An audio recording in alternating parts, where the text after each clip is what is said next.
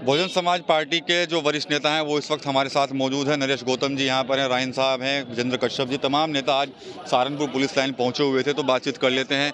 Sir, 9 विधानसभा सीटों पे उपचुनाव, कैसी तैयारी चल रही है, क्या परफॉर्मेंस रहेगी? बहुत अच्छी तैयारी चल रही है। बहुजन समाज पार्टी के कार्यकर्ता सब जगह लगे हुए हैं। अच्छा, चुनाव जीतने के लिए। अच्छा जी, तो कितनी उम्मीद है इस बार कुछ होगा? हाँ 100% उम्मीद है। सबसे ज्यादा अधिक से अधिक सीटें हम जीतने का काम करेंगे। लेकिन परफॉर्मेंस 24 के लोकसभा चुनाव में तो काफी खराब हो गई थी। नहीं, वो तो चुनाव है, चलता रहता है, ऐसी बात नहीं है, चलता रहता है चुनाव में। अब की बार हम पूरी ताकत के साथ चुनाव लड़ने का काम कर रहे हैं। अच्छा, कश्यप जी ये बताइए कि नुकसान हुआ था लोकसभा में, तो क्या भरपाई कर पाओगे इन उपचुनाव में? नहीं, देखिए, बहुजन समाज पार्टी का प्रत्येक समाज का वोट, सपोर्टर, पदाधिकारी, कार्यकर्ता परम आदरणीय बहन कुमारी मायावती जी के नेतृत्व में 24 घंटे संगठन का काम करते हैं, लगातार काम करते हैं।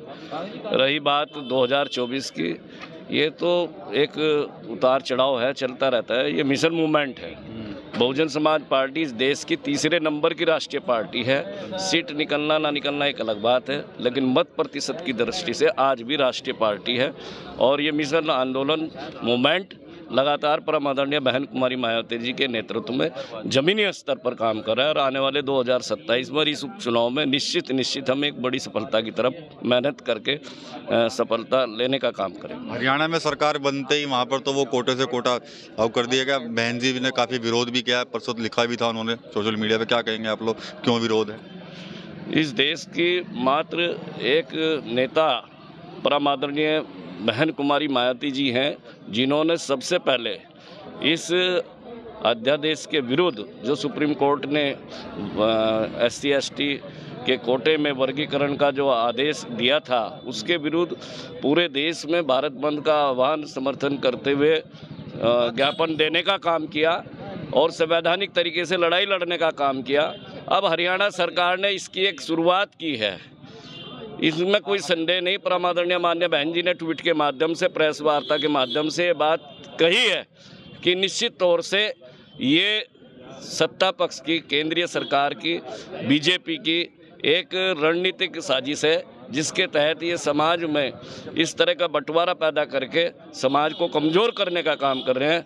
अगर उन्होंने कोटे में कोटा डालने का काम किया है, तो बहुजन समाज पार्टी का प्रत्येक कार्यकर्ता, मिशन मूवमेंट का कार्यकर्ता आने वाले चुनाव में लोटे में लोटा, लोटे में नमक डाल के इस चीज़ को माननीय बहन जी के नेतृत्व में आने वाले चुनाव में इसका विरोध और असर दिखाई देगा।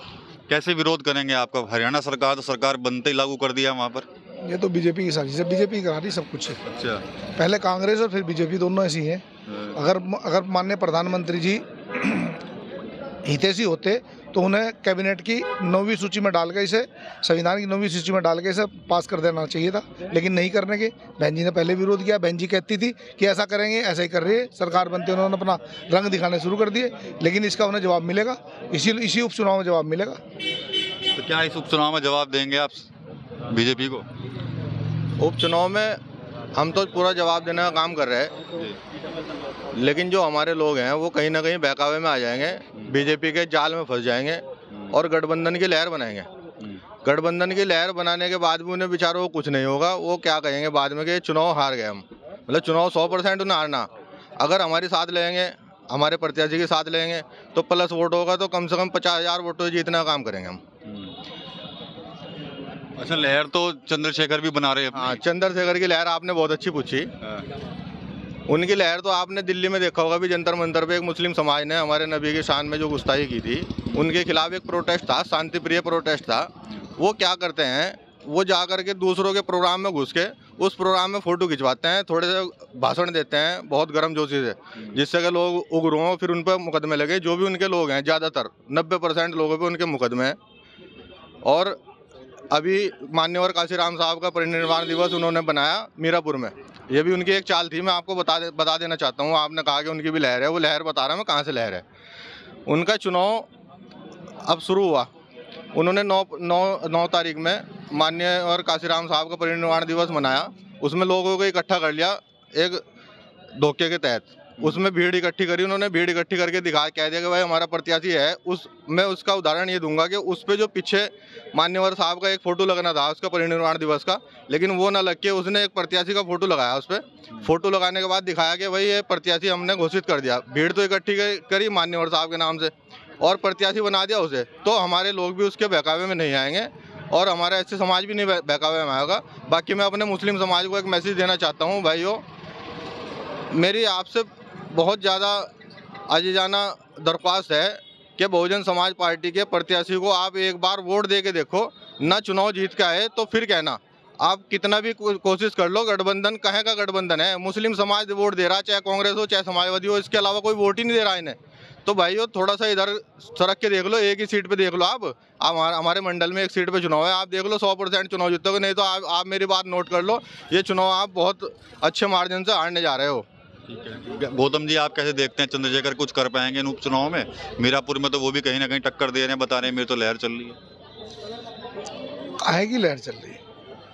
काहे की लहर चल रही है? कोई लहर किसी की नहीं है। लहर तो बहुजन समाज पार्टी की बहन जी की लहर है। बहन जी एक नेता है बस, समाज की सर्व समाज के साथ साथ दलितों की बहन जी नेता है। जो लड़के लौंडे साथ चले ना, बेचारे थोड़े दिन हल्ला गुल्ला मचा लें। हल्ला गुल्ला मचाने के बाद जिस टाइम वोट देने का नंबर आए सब बसपा को वोट देंगे। क्या लगता है कुछ करेंगे चंद्रशेखर, मिलेगी टक्कर या नहीं? भाई हरियाणा में देख लिया आपने उन्होंने क्या किया। अच्छा, अब इस उपचुनाव में देख लेना। और ये दिल्ली का मुस्लिम समाज का जो धार्मिक एक सम्मेलन था पूरे देश में, जिस तरह से उन्होंने वहाँ जाने का काम किया और अपना बैनर लगाने का काम किया, वहाँ के लोगों ने, उस आयोजनकर्ताओं ने, वहाँ के आयोजकों ने उनका पोस्टर भी फाड़ने का काम किया। वीडियो में है, हम अपने मुंह से क्या कहें, सब आपको सब विदित है। और बहुजन समाज पार्टी 14 अप्रैल 1984 को गठन हुआ था और देश के तीसरे नंबर की राष्ट्रीय पार्टी है। निश्चित बहुजन समाज पार्टी ही सबकी हितैषी है और यही आने वाले समय में ग्रोथ करेगी। तो चाहे मीरापुर का उपचुनाव हो, चाहे फिर हरियाणा सरकार द्वारा आरक्षण में वर्गीकरण को लागू करने की बात हो, या फिर चंद्रशेखर, उन तमाम मुद्दे पर बहुजन समाज पार्टी के जो नेता हैं वो साफ तौर पर कहीं ना कहीं चंद्रशेखर पर भी हमलावर हैं, भारतीय जनता पार्टी पर भी हमलावर हैं। साथ ही साथ जिन सीटों पर उपचुनाव होना है उन सीटों को भारी मतों से जीतने के दावे भी जो है इनकी तरफ से किए जा रहे हैं। TV9 यूपी के लिए सहारनपुर से विकास कपिल।